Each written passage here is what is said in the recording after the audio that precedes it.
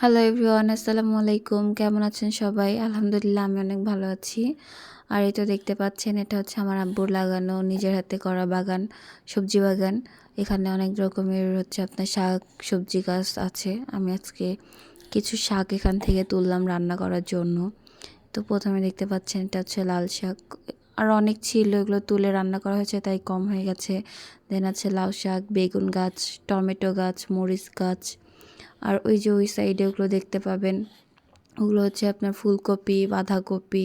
এছাড়া এখানে দুই রকমের মূলা আছে, একটা হচ্ছে আপনার পাতাগুলো অনেক লম্বা লম্বা গায়ে কাটার মতো, আর একটা প্লেন। যাই হোক, এগুলোর নাম কি বলে আমি জানি না, তবে আমার আব্বুর অনেক ফেভারিট হচ্ছে মূলা। মূলা, মূলা শাক, এগুলো খুব মজা লাগে আব্বুর কাছে নাকি খেতে। তো এই জন্য আজকে কিছু শাক তুললাম, তুলে হচ্ছে রান্না করব। আর এই যে মূলা তুলেছি, দেন পাশে মূলা শাক, লাউ শাক।